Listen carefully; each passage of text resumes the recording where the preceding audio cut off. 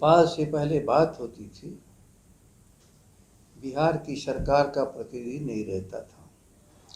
हमने तय कराया सारे दस्तावेज हैं सिंचाई विभाग में कि जिस स्तर का प्रतिनिधिमंडल भारत सरकार बनाएगी उस स्तर का एक पदाधिकारी बिहार का भी रहेगा। उस समय बर्फ नहीं पिघलती है, तो न्यूनतम जल स्राव उसी समय होता है, और ज्यों ही गर्मी का सीजन आता है तो बर्फ पिघलने लगती है। नमस्कार, आप लाइव सिटीज देख रहे हैं। आपके साथ मैं हूं वसीम खान। बिहार में महाप्रलय देखिए, बिहार के 12 से अधिक जिले बाढ़ के चपेट में हैं। लोग अपने मकानों पर गुजर बसर कर रहे हैं, सरकार से गुहार लगा रहे हैं, मदद मांग रहे हैं। कोई मदद तो पहुंचाइए। देखिए, जगदानंद सिंह अब गर्म हो गए हैं। कार्यकर्ताओं को बड़ा निर्देश दे दिया है, विधायकों को बड़ा निर्देश दे दिया है। मगर देखिए, जगदानंद सिंह से जब बातचीत पत्रकारों ने की तो जगदानंद सिंह ने मुख्यमंत्री नीतीश कुमार को बहुत कुछ कह दिया है। और देखिए, तमाम बातें बता रहे हैं कि कैसे बिहार में 7 तटबंध एक कर एक धराशायी हो गए। मुख्यमंत्री नीतीश कुमार को लेकर अब सवाल उठा रहे हैं। सबसे पहले आप जगदानंद सिंह को सुनिए। प्रबंधन विभाग की तरफ से जो दावे किए जा रहे हैं कि लोगों को हम सहायता पहुंचा रहे हैं, विपक्ष होने के नाते आपको क्या लगता है कि आपको आज नहीं, बार बार कहा गया है, पानी इस बिहार की सरकार के हाथों में नहीं है, चाहे जो सरकार हो। दिल्ली में जो सरकार है वही विदेश की हुकूमत से बात कर सकते हैं। 2004 के आसपास करीब करीब हम लोग अंतिम निर्णय में पहुंच रहे थे और उसकी शुरुआत होने जा रही थी। पूरे पानी का क्या हिसाब किताब है और उसके लिए किस तरह से बांध बनेगा तो कितने लोग विस्थापित होंगे, उस समय गांव के लोगों को बचाने में क्या खर्च आएगा, उसमें हम सब लोग मिलकर सहयोग करेंगे। दोनों देश, हमारे 3 दफ्तर खुल गए थे। काठमांडू में भी हमारा लाइजन अक्सर रहता था। अब वो सारी चीज़ों को मैं देख रहा हूँ कि 20 साल से बंद है। आज या कल बिहार को बाढ़ से बचना है तो डैम बनाना ही पड़ेगा। बाढ़ का नियंत्रण का एक ही कंसेप्ट है, आप प्रवाह को नियंत्रित करोगे तो बाढ़ का नियंत्रण करोगे। तटबंध हमारे फैलाव को रोकते हैं, पानी फैल ना जाए इलाके में, वह पानी को रोक नहीं पाता है, फैलने से रोकता है। लेकिन हमें जो भी डैम बनाना हो, कोसी का, गंडक का, बागमती का, वो सारे का स्रोत हिमालयन रीजन नेपाल में है, और जहाँ से पानी का स्रोत है वहीं पानी के प्रवाह को नियंत्रण करने के लिए आपको रिजर्वायर बनाना पड़ेगा। अब इस सवाल को कोई बहस का विषय नहीं रह गया है। यहाँ का सर्वदलीय समिति हम लेकर के गए थे। उस समय अटल बिहारी वाजपेयी जी की सरकार थी। श्री नीतीश कुमार, रामविलास पासवान जी उस समय मंत्री हुआ करते थे। तो सर्वदलीय प्रतिनिधिमंडल में वाजपेयी जी शुरू किए, क्या राहत चाहिए, उनके अफसर कुछ बोलने लगे। हमके प्रधानमंत्री जी, कृपया पहले इस बात को समझिए कि प्रतिनिधिमंडल आया क्यों है। हम बाढ़ में किसी को भोजन और दवाई के लिए नहीं आए हैं, वो तो बिहार की सरकार कर लेगी। हम आए हैं कि इसका परमानेंट सोल्यूशन होगा कि नहीं। 2-3 चीज़ें मैं बता रहा हूँ। नेपाल से पहले बात होती थी, बिहार की सरकार का प्रतिनिधि नहीं रहता था। हमने तय कराया, सारे दस्तावेज हैं सिंचाई विभाग में, कि जिस स्तर का प्रतिनिधिमंडल भारत सरकार बनाएगी, उस स्तर का एक पदाधिकारी बिहार का भी रहेगा। अर्थात यदि तकनीकी पदाधिकारी होंगे तो हमारे इंजीनियर चीफ होंगे, एडमिनिस्ट्रेटिव यदि कमेटी कोई बनेगी तो हमारे सिंचाई के सचिव होंगे, और यदि मंत्री या परिषद का स्तर होगा सरकार का, तो उसमें हमारे यहाँ के भी 3 सिंचाई मंत्री हमेशा रहेंगे। वो बात खत्म हो गई, मैं देख रहा हूँ नहीं हो रहा। दफ्तर बंद होने के कगार पर है। नापी जोखी का काम खत्म हो गया। 20 साल से कर क्या रहे हो। बाढ़ का पानी यदि तटबंधों में रोकना चाहेगा, वो मूर्खता के सिवा कुछ नहीं है, फैलाव को रोकेगा। यदि ओपन डिस्चार्ज है, प्रवाह ओपन है, तो तटबंध फैलाव को रोकेगा, लेकिन प्रवाह को नियंत्रित नहीं कर पाएगा। प्रवाह को नियंत्रित जो बांध बने हैं वही नियंत्रित करते हैं। आपको नहीं लग रहा है कि रख रखाव सरकार जो है वो सही तरीके से और नियमित तरीके से नहीं कर पा रही है?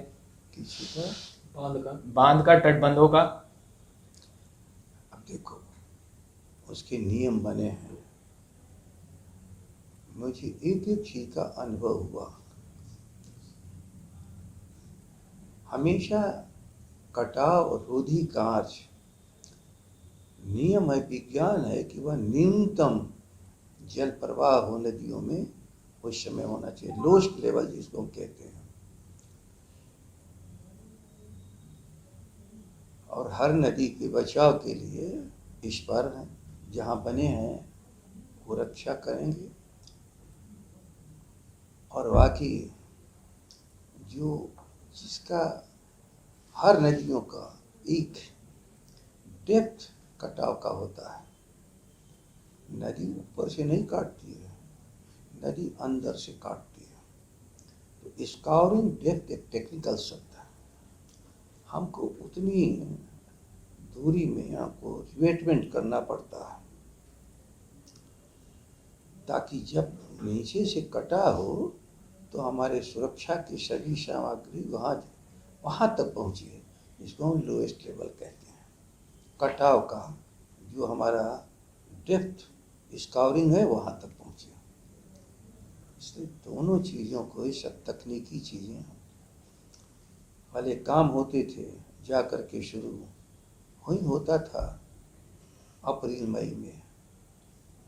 कोई यह डेटा भी नहीं था कि नदियों का न्यूनतम प्रवाह कब हो।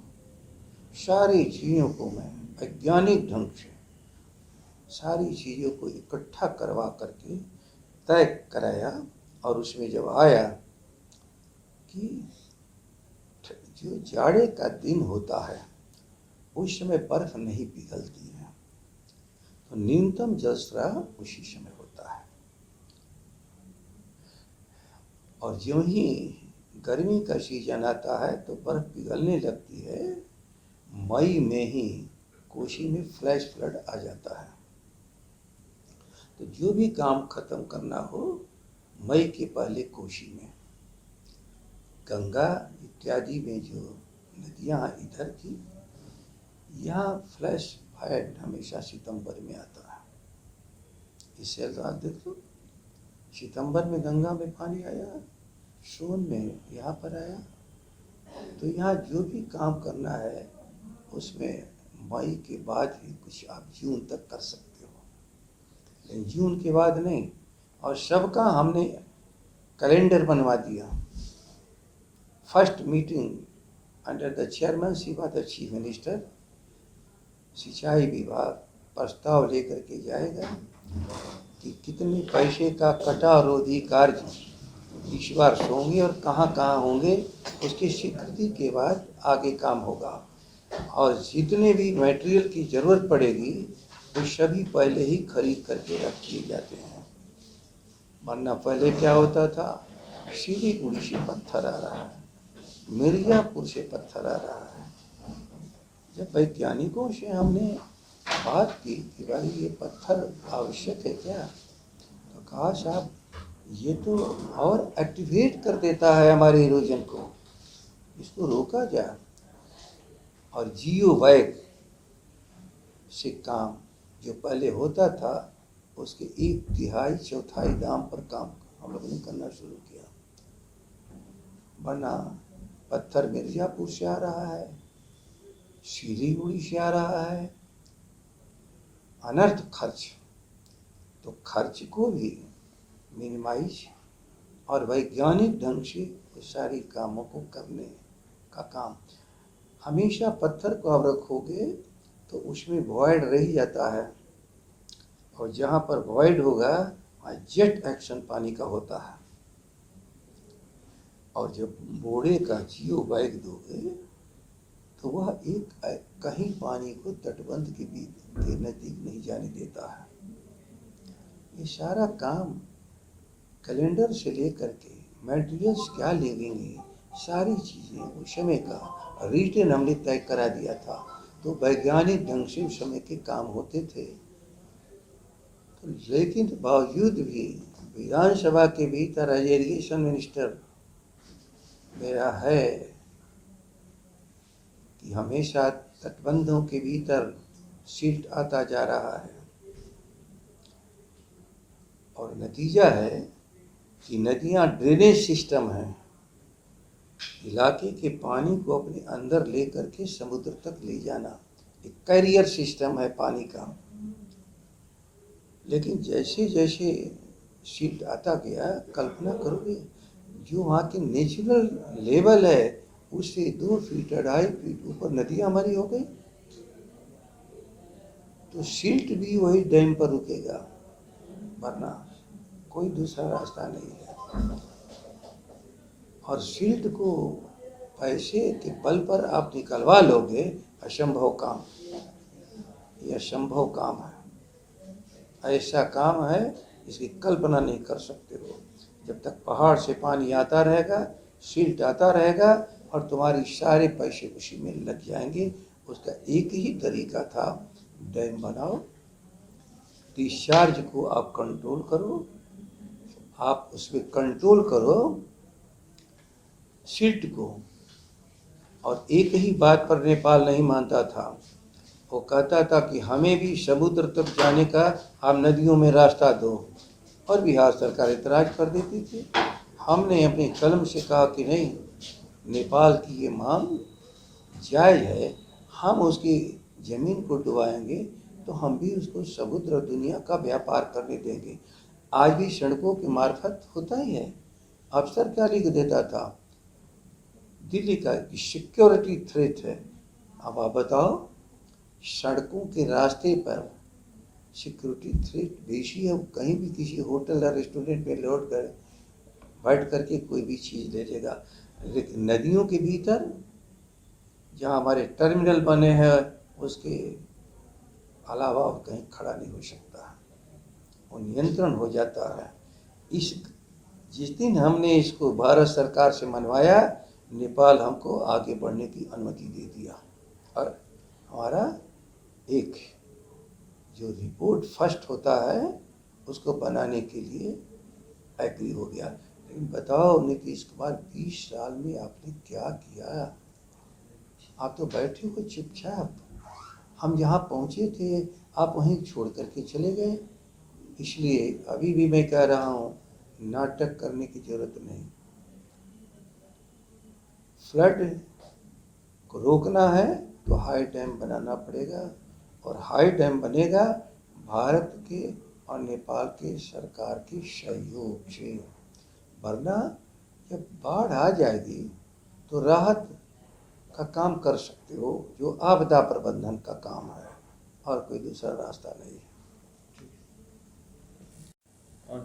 अब वो कहाँ जाते हैं, कब सोते हैं, कब उठते हैं, कब खाते हैं, क्या पहनते हैं, क्या बोलते हैं, उस पर नियंत्रण नहीं किसी का क्या?